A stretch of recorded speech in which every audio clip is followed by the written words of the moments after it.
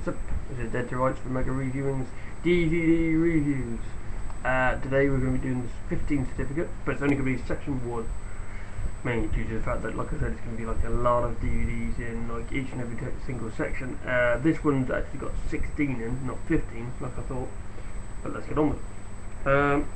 Right, so first of all, these films are a cult classic. They came out in 1980-ish.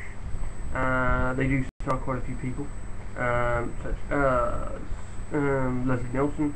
You got William Shatner. Quite a few people. The Airplane Collection. It's just a very funny film that's basically based around like how this pilot is kind of like, he got fear of flying due to the fact that he was in the war, but he does actually get over it and actually manages to land a split, which that's pretty good. Airplane 2 is basically the same thing, but it's not actually an airplane, it's more like a shuttle than anything, but whatever. Anyway, these next two films are actually not that old. First one came out in 2004, the other one came out in 2007. It's not that bad. It's good to know that the director of it actually knows what he's doing with action films. Yep. And not bad. It's a good way of saying what would happen if the two alien kind of like species did combine, and that's basically what happened. They basically run them off and like cause havoc and terror and all this. Pretty good. Next, very good comedian. Yet to buy his first season that came out because he had an actual TV show. But he did a tour, which is pretty kick-ass as well. Pretty sure he's done one like last year as well. So yeah, and pretty kick-ass. He's a funny bloke. He's met quite a few people, such as Barbara Windsor, James Blunt, Kerry Matthews, Mark Bannerman, Richard Madeley, Phil Vickery, Mel B, Piers Morgan, Ricky Hatton, and quite a few other people like Holly, as he calls it, Holly Willoughby. But yeah, he's quite a funny bloke. There's quite a few people he's met there. You can see it, it's not zooming in, I don't know why. It's very strange to leave. But yeah, his tour was pretty kick-ass as well. So there we go. Anyway, next. This film came out in... when did it come out? When? I don't even know. I assume it came out like... 2003. 2003, so it's literally just after, or just before even, Alien vs Predator. But that's not the point. I mean, it's not really anything to do with it. It's not a bad film.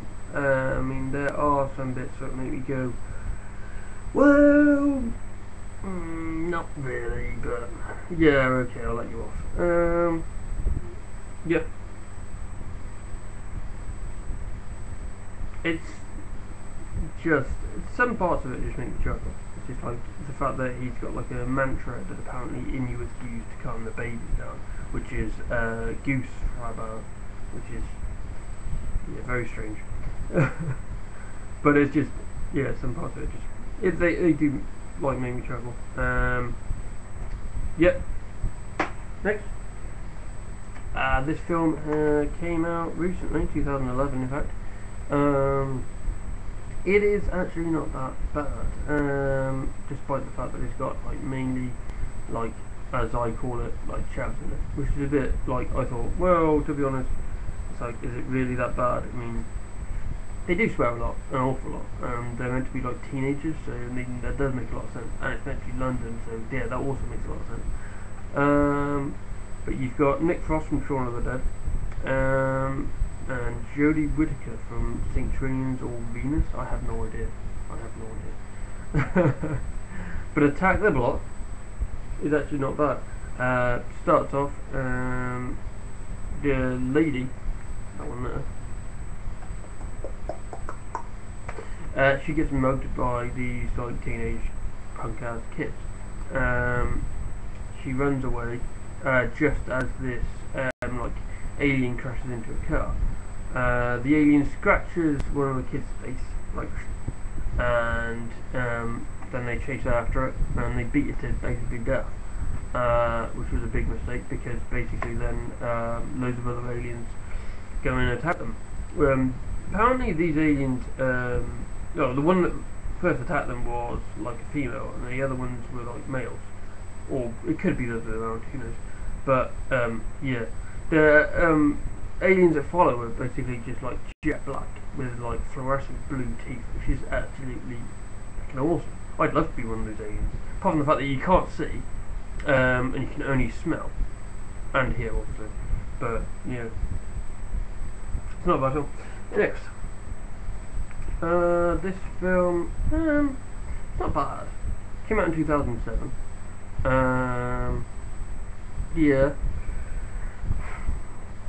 You've got not that many people that are famous, but you have got Jason Statham, which is, yeah, okay, it's mainly a film to do with him, but yeah, whatever. He obviously was in Transport and Knocked Off 2 Smoking Barrels. Yeah, you got David Suchet, which is basically the Poirot from TV. It's not bad. Yeah, basically it's to do with this. Apparently one of the royals was in like the Caribbean, doing something naughty that she shouldn't be doing. Pictures got taken, and then this she might have been Africa, I have no idea. I haven't watched it in ages, but yeah, it's not bad. It's not bad.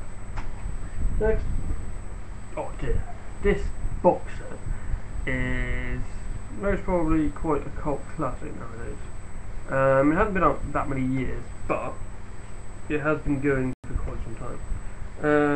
Started in the year 2007. I can't be wrong. No, oh my goodness. Yes, it did. It started in the year 2007, and basically it's gone on from strength to strength. Pretty sure they're like in the 6th or maybe 5th season right now. Oh yeah. Pretty kick-ass. One other way it's done. I like the way it's basically like you've got an intelligent guy like Sheldon, and he doesn't really understand like moral people, or like how to do sarcasm or anything like this in the first season. Later on he does find out how to do it. But yeah, it's pretty kick-ass. Like I said, it's basically something you'd be following from the start, and you'd be going, yeah, not bad, not bad. Yeah, next. Oh dear. This next one is a series. Well, I would say it's 4 series that are just awesomely epic. They don't easy. Yeah, they're just really quite cool, really quite awesome. I'm not too sure when they started, but I can find out. They started. Hold on. I didn't even see when they started. No. Oh, wait, 1996. That can't be right. Not too sure about that. But they are absolutely fucking awesome. Cult classic, like I said. Most probably one of Rowan Atkinson's greatest characters that he's ever portrayed.